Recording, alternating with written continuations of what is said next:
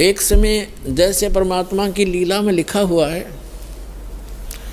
कि वो सतलोक से चलकर आते हैं, वो 3 प्रकार की स्थिति से हमारा धारण पोषण करते हैं, 3 प्रकार के शरीर से। एक शरीर से तो सतलोक में स्थायी रहते हैं, उनके एक रोमकूप में करोड़ सूर्य करोड़ चंद्रमा मिला दे इतनी रोशनी होती है।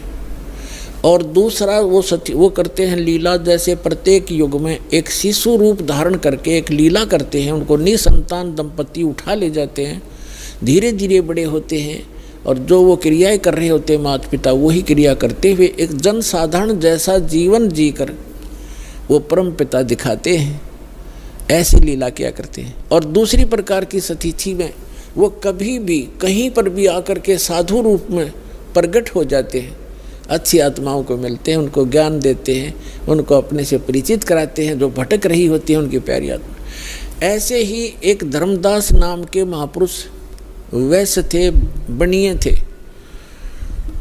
और वैष्णु साधु से दीक्षित थे, विष्णु जी के पुजारी थे, विष्णु जी को इष्ट मानते थे, साथ में शंकर भगवान की भी पूजा करते थे। जैसे भी हमारे धर्म गुरुओं ने हमारे को जो ज्ञान दे रखा है हम वैसे ही वो लगा हुआ था।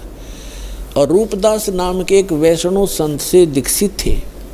अब उस रूपदास जी ने जैसा भी उस प्यारी आत्मा को गाइड किया वो उसी तरह समर्पित था। उसने बता रखा था रूपदास जी ने कि 68 तीर्थ करने चाहिए, अमरनाथ चारों धामों को भी अवश्य वहाँ जाना चाहिए, एकादशी का व्रत करो, हरे राम हरे कृष्ण और भोलेनाथ शंकर भगवान का इसका जाप करो, ओम नमः शिवाय आदि। तो ये मंत्र जाप करता था। और तीर्थ भ्रमण के लिए वो चले वहाँ से। जब भगवान उनको मिले उस समय लगभग 80-82 वर्ष की उम्र थी, 85 वर्ष की उम्र थी धर्मदास जी की। तीर्थ यात्रा पर गए हुए थे मथुरा के तालाब में, जहाँ भगवान, जैसा कि हमारे धर्म गुरुओं ने बता रखा था कि यहाँ श्री कृष्ण गौ चराया करते थे, इस सरोवर में नहाया करते थे, गौओं को पानी पिलाया करते थे। तो उस श्रद्धा से सभी वहाँ उस तीर्थ पर जाते हैं और फिर गिरिराज के चक्कर लगाते हैं। अपने आत्माओं, ये भोली आत्मा ये तो कहती हैं कि रामपाल तो हमारे देवी देवताओं को, धार्मिक तीर्थों को जो है सब अच्छे नहीं बताता। अब विचार करो, जिस गिरिराज यानी गोवर्धन पर्वत की आप महिमा गाते सुनाते हो, उसकी लीला क्या है। जैसे धर्मदास जी को परमात्मा मिले, फिर उनसे पूछा कि आप, ये लंबी वार्ता है, समय थोड़ा है, लेकिन आज जो दास बताना चाहता है कि तीर्थों पर और इन ऐसे यादगार स्थानों पर जाने से जीव का मोक्ष नहीं और केवल पाप ही होते हैं, पुण्य नहीं। क्योंकि पुण्य तो इसलिए नहीं कि शास्त्र, वो श्रीमद् भगवद गीता में वर्णन नहीं उसका, और जो शास्त्र में वर्णित साधना नहीं है वो अध्याय नंबर 16 के गीता के मंत्र 23 में स्पष्ट ही कर दिया है कि शास्त्र विधि को त्याग कर जो मनमाना आचरण करते हैं उनको कोई लाभ नहीं होता, ना सुख होता, ना गति होती और ना उनको कोई सिद्धि प्राप्त होती, यूजलेस। तो धर्मदास जी को परमात्मा एक जिंदा महात्मा के रूप में मिले। पहले तो तालाब में नहाए, फिर विष्णु जी की एक मूर्ति शालिग्राम था, उसको नहाया धोया, नए कपड़े पहनाए, पुराने कपड़े धो कर सुखा दिए भगवान के। फिर धूप दीप दे करके उसको जो ऐसे धूप धाप दे कर लग गया गीता का पाठ करने। परमात्मा निकट सी बैठ के 20-30 फुट की दूरी, 50 फुट की दूरी पे, और ध्यान से सुन रहे हैं, जैसे बहुत अच्छा लग रहा है। धर्मदास जी ने भी उस दिन एक अध्याय करा करता पाठ था, उस दिन 4-5 मोटे से 4-5 अध्याय सुना दिए। ये जान करके ये सामने बैठा एक मुसलमान हमारे धार्मिक ग्रंथ ज्ञान से कितना प्रभावित है। जब सारा कुछ सुना लिया, जो भगवान निकट आकर बैठ गए और कहा, हे महात्मा जी, मैं भटकी हुई आत्मा हूँ। देखो पुण्यात्माओं, हमारे पिता ने हमारे तक पहुँचने के लिए कितना कैसे छल-छीतर करने पड़ते हैं, क्योंकि काल ने हमारी इतनी बुद्धि खराब कर दी इस गलत ज्ञान से, और यह झूठे सुख में इतने रंग दिए। ब्रह्मा विष्णु महेश को इष्ट मानकर हमारी पूजा में, इनकी पूजा में दृढ़ कर दिए। तो अपने आप को एक दास कहते हैं, अज्ञानी कहते हैं, और उस जीवात्मा को विद्वान कहते हैं, महापुरुष कहते हैं और महाराज कहते हैं, क्योंकि वो वैष्णव परंपरा से दीक्षित हो गया था और चौथे आश्रम में चल रहा था, संन्यास ले चुका था लगभग, यानी संन्यास का मतलब भगवान की भक्ति में ही ज़्यादा रहता था। तो उसको कहते हैं भगवान के, हे महाराज जी मुझे कुछ ज्ञान सुना, आपका बहुत अच्छा ज्ञान लग रहा था मुझे, लेकिन मैं समझ नहीं पा रहा था। तो फिर लगा धर्मदास जी ने बताया कि 68 तीर्थ करने चाहिए, राम कृष्ण का जाप करना चाहिए, ओम नमः शिवाय का जाप, यानी भगवान शिव की भक्ति करनी चाहिए। तो भगवान ने कहा कि मुझे आप अपना दीक्षा दे दो, मुझे मैं कुछ भक्ति कर लूँ। तो धर्मदास जी ने कहा कि मैं दीक्षा देने का अधिकारी नहीं हूँ और ऐसे कोई दीक्षा देने से कोई लाभ नहीं होता, मैं आपको अपने गुरुजी रूपदास जी से मिला दूंगा, आप उनसे दीक्षा ले लेना। और बगैर किसी आज्ञा से, अधिकारी से, ना दीक्षा लेने वाले को लाभ, देने वाले को पाप गणा, मैं नहीं कर सकता ऐसी गलती। तो तब तक परमात्मा ने कहा कि मेरी कुछ शंकाओं का समाधान कर दो ताकि मैं आपके गुरुजी के पास जाकर दीक्षित हो सकूं। ये क्या बताने लगा धर्मदास के, हम कोई जीव हिंसा नहीं करते, हम कोई जीव हिंसा नहीं करते, हम तो वैष्णव साधु हैं, हम मांस वास नहीं खाते। तब परमात्मा ने कहा कि देखो आप यहाँ क्या क्रिया की आपने, कि गिरिराज का एक पूरा चक्कर लगाया मैंने, इस गोवर्धन का चक्कर लगाया है और आज यहाँ रुका हूँ। और इस भगवान के ये धाम है, ये तीर्थ है मथुरा का, इसमें स्नान किया है, इसमें स्नान करने से बड़ा पुण्य होता है, बड़े इसमें लाभ होता है, मोक्ष होता है, और गिरिराज का जो चक्कर लगाने से जीव का कल्याण होता है। परमात्मा बोले कि आप गीता को सत्य मानते हैं? हाँ जी मानता हूँ। आप नाम क्या जपते हो? हरे राम हरे कृष्ण कृष्ण कृष्ण हरे हरे, राधे राधे श्याम मिला दे। क्या ये मंत्र गीता जी में है? कि नहीं, जो गुरु मंत्र दे दे उसी से लाभ होगा। गीता अध्याय नंबर 16 के श्लोक नंबर 23 में लिखा है कि शास्त्र विधि को त्याग कर, आप ही पढ़ रहे थे अभी, भगवान ने कहा जो मनमाना आचरण करते, अपनी मनमर्जी मनमुखी जो मंत्र जाप करते हैं वो यूजलेस है, ना उनको सुख होता है, ना कोई गति होती है, ना उनको कोई सिद्धि प्राप्त होती है। आप तो गीता को पढ़ते हो, करते हो इसके विपरीत हो, आप विधान तोड़ रहे हो। और गीता का ज्ञान किसने बोला? महात्मा परमात्मा ने कहा कि श्री कृष्ण जी ने बोला। अच्छा, श्री कृष्ण श्री कृष्ण कौन है? कि विष्णु जी। विष्णु जी की मृत्यु होती है कि नहीं? वो तो अजरो अमर है, वो परमात्मा सर्वशक्तिमान। अच्छा, गीता जी का ज्ञान दिया, श्री विष्णु कहो चाहे श्री कृष्ण कहो, आपके शब्दों में। हाँ जी, हाँ जी। तो गीता अध्याय नंबर 4 के श्लोक नंबर 5 और 9 में आप ही पढ़ रहे थे। ये खुद कहता गीता ज्ञानदाता कि मेरे और तेरे अर्जुन बहुत जन्म हो चुके, तू नहीं जानता, मैं जानता हूँ। दूसरे अध्याय के 12वें श्लोक में आपने पढ़ा, यानी परमात्मा ने ये संकेत में बताया कि अभी आप पढ़ रहे थे, वो खुद कह रहा है कि मेरी जन्म मृत्यु होती है। ये 10 श्लोक बता रहा है आपको।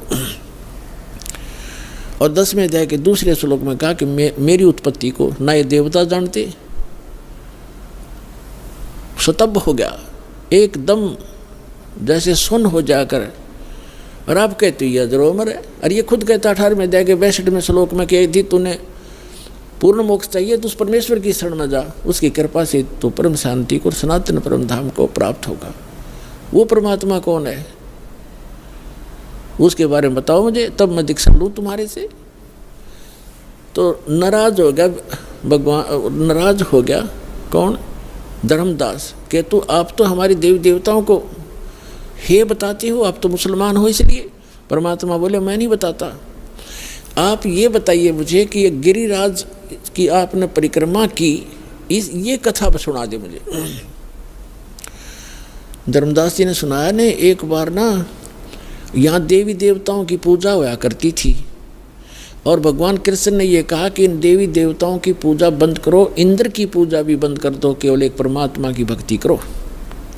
जिससे एक शुद्ध होकर के इंद्र ने इतनी जबरदस्त वर्षा कर दी, 96 मेघ माला, 96 करोड़ मेघ माला एकदम वर्षा दी, मूसलधार वर्षा होगी।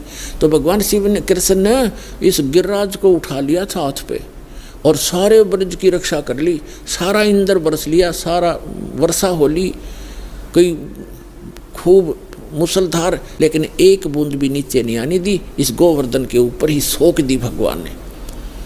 परमात्मा बोले थारी बुद्धि ले गए चोर। अब तेरे कृष्ण जी कहने लग रहे देवी देवताओं की पूजा मत करो, देवताओं के मुखिया इंद्र की भी पूजा छुड़वाई उन्होंने, और तुम इन देवताओं के चपट रहे, और फिर मैं देवताओं की थरी बेइज्जती करता हूँ। और जिस जोड़ में तू ना आया, इस महीने ने तो छोड़ कर चले गए। श्री कृष्ण द्वारका में रहा करते थे, वहाँ जाओ न वहाँ गड्ढो तुम। अब वो द्वारका भी ना रही, वो समुद्र में डबो दी, इसलिए डबो दी थी कि यहाँ धक्के खाना होंगे ये बोली आत्माएं, मोक्ष होगा भक्ति से। अपने आत्माओं ये ज्ञान है, अभी तक हमने अज्ञान भर रखा था अपने अंदर। ये काफ़ी लंबी कथा, लेकिन शॉर्ट में जो दास बताना चाहता वो इतना ही है। फिर परमात्मा ने कहा कि आप कहते हो कि मैं कोई जीव हिंसा नहीं करते, आप कहाँ से चल कर आए हो? कि बांधवगढ़ से आया हूँ। कहाँ? मथुरा में। कितनी दूरी है, कितना डिस्टेंस है मथुरा और बांधवगढ़ का? धर्मदास जी ने कहा यानी 250-300 मील होगा।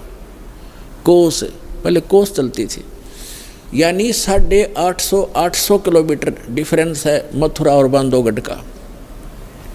तो परमात्मा ने कहा किस साधन से आए आप? धर्मदास जी ने कहा मैं पैदल आया हूँ महात्मा भाई, पैदल आया हूँ जिंदा महात्मा जी, मैं पैदल आया हूँ। तो परमात्मा ने कहा वहाँ से लेकर इस मथुरा तक आपने कितने जीव मार दिए, गिनती नहीं हो। और इस तालाब में नहाए, इस मथुरा के इस तालाब में नहाए, ये लोटा पानी का भर के लाए हो आप, देख इसमें कितने जीव जंतु। ये तो इस 2 लीटर पानी में इतने, और उसमें जिसमें आप मल कर नहा रहे थे, कितने जीवों का कचूमर काट दिया धर्मदास, करोड़ों जीव मार दिए इतने। और इंतजार तुम कहते हो मोक्ष होगा, तुम तो पाप के भागी होगे। पृथ्वी ऊपर पग जो धारे है, करोड़ जीव एक दिन में मारे। कहते 70 ब्राह्मण की है हत्या, जो चौका तुम देवो नित्या। ब्राह्मण संस हत्या जो होई, जल स्नान करत हो सोई। अब जैसे आपके शास्त्रों में कहा है कि ब्रह्म हत्या का पाप बहुत भारी होता है, जीव हिंसा ब्रह्म, और जैसे जीव हिंसा ब्रह्म का होता है, वैसे भक्त को मारा जाए और जीव हिंसा होती है।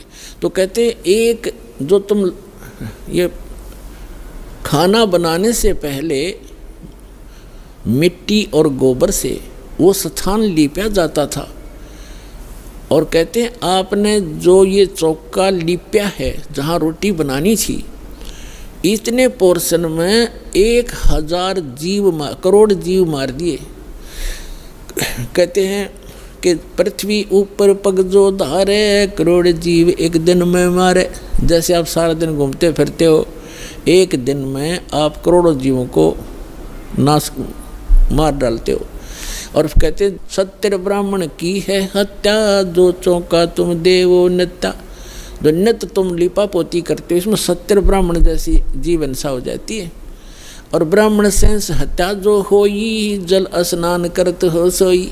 इस तालाब में नहाते हो ना, इसमें इतने जीव मर जाते हैं, 1000 ब्रह्म हत्या का पाप तुम्हें लगता है। हरी भांति पृथ्वी के रंगा, अंत कोट जीव उड़े पतंगा। खान पान में दमन प्राणी, कैसे पाओ मोक्ष निशानी। तुम खाते हो पीते हो, इसमें भी जीव मरते हैं। आटा गूंदते हो, इसमें भी मरते हो। पोछा लगाते हो, इसमें भी मरते हैं। और तुम कहता है हम जीव हिंसा नहीं करते। अपने आत्माओं के कहने का भाव ये है दास का कि उस तीर्थ पर जाने और आने में आपने जो पाप जीव मारे वो तो आपके बैड अकाउंट में, और पुण्य एक भी को नहीं, क्योंकि वो सदग्रंथों के विपरीत साधना है। शास्त्र विधि को त्याग कर वो मनमाना आचरण है। तो यहाँ आपके मन में ये शंका आवेगी। अच्छा, एक तो ये कंसेप्ट आज का जो सत्संग है, ये कंसेप्ट चल रहा है कि तीर्थ क्या है, ये अमरधाम वैष्णो देवी आदि कैसे बने, ये क्लियर हो गया। एक दूसरा ये था कि भगवान के दर्शन से नहीं मंत्र से मोक्ष होगा। जैसे भगवान, जैसे आप श्री कृष्ण जी, श्री विष्णु जी और श्री भगवान शंकर जी को भगवान मानते हो, जैसे पार्वती से ज़्यादा दर्शन शिव के कोई नहीं कर सकता। वह तो उसकी धर्मपत्नी थी, अर्धांगिनी थी, सबसे ज़्यादा दर्शन वो एक करया करती, लेकिन मोक्ष नहीं था। उस मंत्र से मोक्ष हुआ। भगवान खुद वो परम अक्षर ब्रह्म 120 वर्ष तक भारतवर्ष की पृथ्वी पर काशी के अंदर रह कर चले गए और करोड़ों व्यक्तियों ने दर्शन करे, लाखों ने। मोक्ष नहीं हुआ क्योंकि उनको वो मंत्र प्राप्त नहीं हुआ, उस योग्य वो हुए नहीं कि जिससे वो मंत्र प्राप्त कर लेते, जिससे मोक्ष होना था। तो वो मंत्र और वो समय अब आ गया पुण्यात्माओं। अब ये वो कलयुग का धन है आपके माता पिता जिनसे आपका जन्म हुआ, ऐसे समय में जो परमात्मा ने पूर्व निर्धारित किया हुआ था। अब वो समय आ गया है, वो कंप्लीट कोर्स आपको प्राप्त होगा और इस मंत्र से मोक्ष होगा जो आज दास के पास उपलब्ध है। इसको प्राप्त करो और अपना कल्याण कराओ।